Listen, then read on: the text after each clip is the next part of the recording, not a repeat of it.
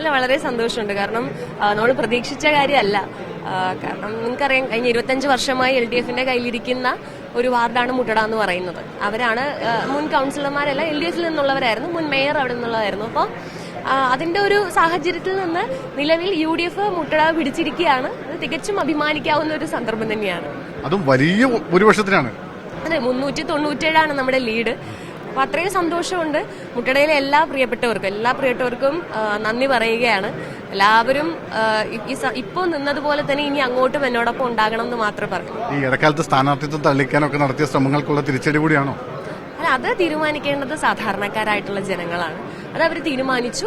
അതിന്റെ റിസൾട്ടാണ് നമുക്ക് ഇന്ന് ഈ ഒരു വോട്ട് എണ്ണി കഴിഞ്ഞപ്പോൾ നമുക്ക് മനസ്സിലാക്കാൻ സാധിക്കും. മേയർ തന്നെ ഇടപെട്ടു എന്ന ചില ആരോപണങ്ങളൊക്കെ ഉണ്ടായിരുന്നു. അല്ല, അതൊക്കെ പാർട്ടിയിൽ പറയേണ്ട ആൾക്കാർ പറഞ്ഞിട്ടുണ്ട്. പിന്നെ ഈ പറഞ്ഞ പോലെ വോട്ട് എന്റേത് മാത്രമല്ല, ഇലക്ഷന്റെ അന്നത്തെ ദിവസത്തെ എടുത്തു നോക്കിക്കഴിഞ്ഞാൽ വോട്ട് ചെയ്യാൻ വന്ന പലർക്കും വോട്ടില്ല.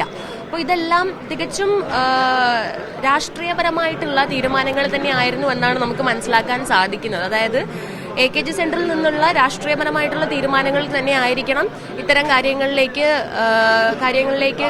സാഹചര്യങ്ങൾ വഴിതിരിച്ചു വിട്ടതും. പലർക്കും വോട്ടുകളില്ലാത്ത പലരും വീട്ടിലിരുന്ന് ഈ ന്യൂസ് കാണുന്നുണ്ടാവും. അവരൊക്കെ മനസ്സിലാലോചിച്ചാൽ മതി.